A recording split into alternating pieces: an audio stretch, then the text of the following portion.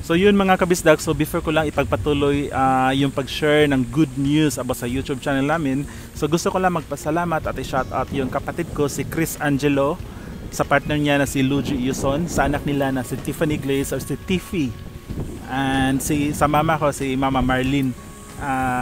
Maraming salamat sa inyo dyan. Sa kapatid ko si Mary Ann, kay Sam, kay Baste, kay Cyril, sa bunso nila, shout out sa isa kong kapatid si Catherine, si Ate Irene, si Teres, si Kyle, si Jazz, si Liam, at sa bunso ni Kyle, kalimutan ko yung pangalan, next time na lang. At meron din akong isang masugid na subscriber na naging kaibigan ko na rin online mga kabisdak, si Vlogger Dong. So i-search nyo lang Vlogger Dong sa YouTube, lalabas yung channel niya. Bisaya din siya, nandito siya sa Australia ngayon, nasa Canberra. So hopefully yung YouTube channel mo mag-grow. At sa pinsan ko rin na nasa Singapore, si Elizar or Ili, shout out, at hopefully magkita tayo ulit sa pagbisita namin sa Singapore. And ingat ka dyan palagi. Magandang tanghali kasi 1:30 PM ng hapon dito ngayon. So lunch break ko sa trabaho. At umupo lang ako saglit ito sa park, yung sa harap ng building namin. So kung nakikita nyo mga kabisdak, ang laki ng smile ko ngayon kasi meron akong good news.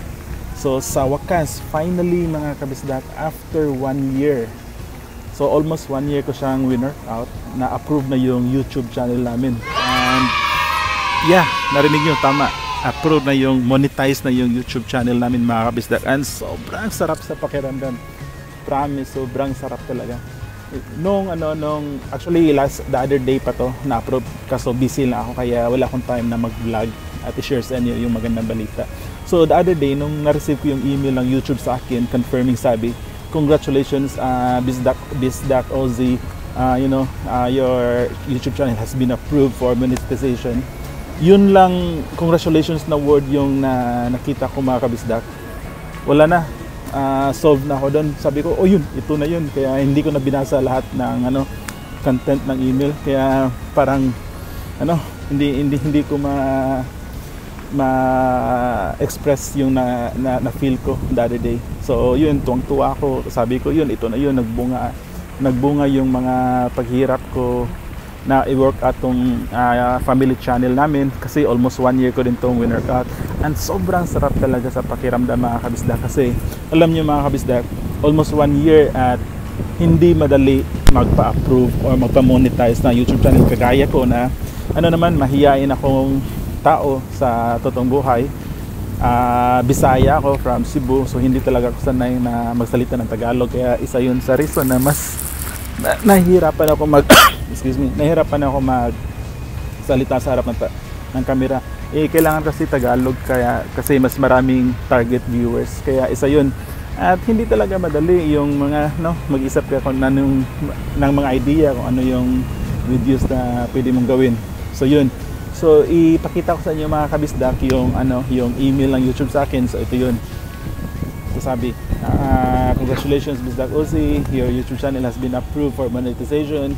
So you can enjoy the benefits of the monetization tools in your YouTube channel. So you visit your Creator Studio. So ito mga kabisdak, itong email na to yung nagbigay sa akin ng sobrang sarap na pakiramdam the other day. Alam niyo mga kabisdak, kaya sobrang tuwa ako kasi aside sa almost 1 year kong winner cut tong YouTube channel namin at monetize na, actually second application ko to mga kabisdak, kasi nung yung first application ko ni-reject ni YouTube. So sobrang nakaka-down talaga ng feeling. So yun, way back around last October. So na-hit ko yung requirement ni YouTube mga kabisdak, na yung requirement kasi ni YouTube para makapag-apply ka for monetization is meron kang 1,000 subscribers plus 4,000 hours. So na-hit ko yun mga kabisdak. Kaya last October sobrang tuwa din ako. Sabi ko, ito na yun. Ganun. Pero nung ni-reapply ko after 3 days, nag-email si YouTube na ni-reject nila yung application ko. Kasi yung problema pala mga kabisdak, meron kasi akong maling ginawa. So nag-upload ako ng mga basketball, yung basketball highlights ni LaMelo Ball. Kasi si LaMelo Ball, mga kabisdak, ano yan, promising na teenager na future NBA player. So nandito siya sa Australia ngayon. So yung mga highlights niya, inedit ko at in-upload ko sa YouTube channel ko. Ano pala yun, mga kabisdak, bawal kasi pala, parang yung tawag nila reused content.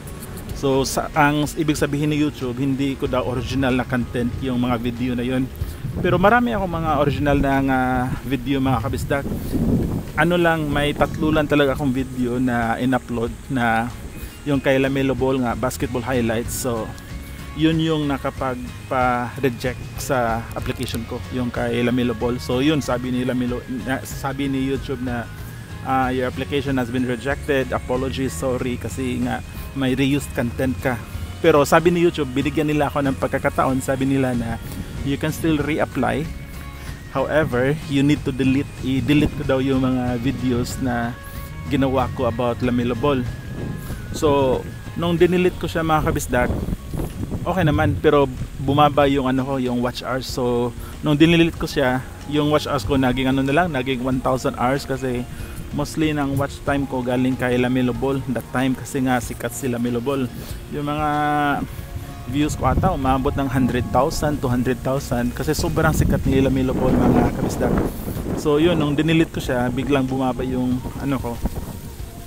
watch time ko at hindi na umabot sa 4,000 hours. So from that time, winwork out ko siya, gumawa ko ng maraming video, iba't ibang ideas, kahit ano-ano na lang, para ma-hit ko uli yung 4,000 hours na requirement ni YouTube. And never na ako nag-upload ng reused content, kasi in-avoid ko na siya, kasi ayaw ko nang ma-reject uli ni YouTube, kasi sobrang sakit sa pakiramdam, mga kabisdak, yung ilang late nights, sleepless nights, tapos minsan nawalan pa ako ng time na makipaglaro sa anak ko. Yun, mga kabisdak, yun yung isa sa malaking bagay na nagigilty talaga ako, kasi minsan sabi ng anak ko, si Gian, sabi na, "Daddy, I want to play." Minsan mas pipiliin kong mag-edit ng video, yung mga ganun. Masama, pero starting now, since approved na, I promise na mag-suspend na ako ng time sa anak ko, and less na yung pag-edit, kasi nga approved na eh. So hindi ko na kailangan mag-spend more time thinking about different kind of videos, but I just need to upload 1 or 2 videos or 3 videos a week. Okay na ako dun, mga kabisdak, kasi yung habol ko dito, mga kabisdak, sa YouTube channel namin is talaga to, para to kay Gian, sa pamilya ko, kasi prepare ko tong YouTube channel kasi ito lang yung ito yung isa sa pwede ko ipamana sa kanya, mga kabisdak. So at least meron akong platform tool na pwedeng ipamana kay Gian, na paglaki niya pwede niyang pagkakitaan. Kaya sobrang napakalaking bagay to sa akin, mga kabisdak, kasi I'm very sure sa generation na ni Gian, 10 years from now, 15 years from now, mas grabe pa yung technology, yung access nila sa online, sa internet, mas grabe pa yan. So by the time, I'm sure itong YouTube channel namin, malaking bagay to para kay Gian, at sobrang very useful niya, para meron siyang means kung paano maka-earn ng pera para sa kanyang sarili, at para sa pamilya na later on in future. Kaya, mga kabisdak, yun. And napakasarap talaga sa feelings, mga kabisdak.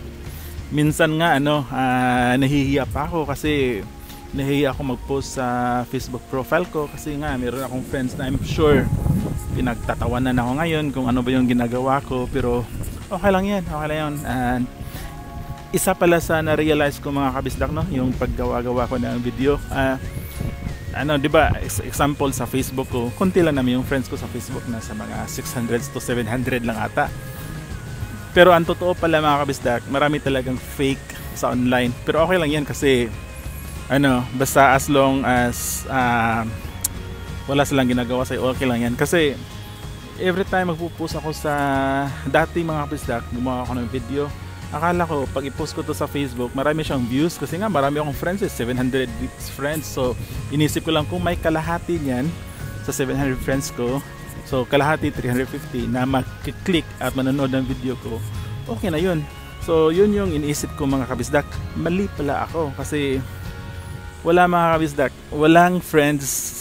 Meron siguro isa, dalawa, tatlo na gustong sumuporta sa iyo, pero pag post ko ng Facebook mga kabisdak, after one day wala lang, parang yung views ng video ko nasa 5 lang, 6 views lang, and sobrang sakit. Parang naisip ko, wala ba, dalawang friend ko lang ba yung yung nanood ng video ko or mga ganito.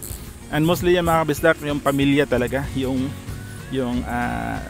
family ko, si mama, yung mga kapatid ko, relatives namin sa families, sila lang yun ang mga kabisdak, yung consistent talaga sa pagsuporta ng video. Kaya maraming salamat sa inyo mga kabisdak.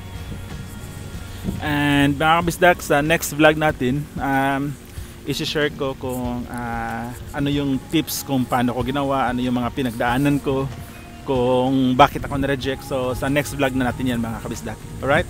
And for now, balik muna ako sa katrabaho kasi alas 12 ng hapon, baka hinahanap na ako ng manager ko.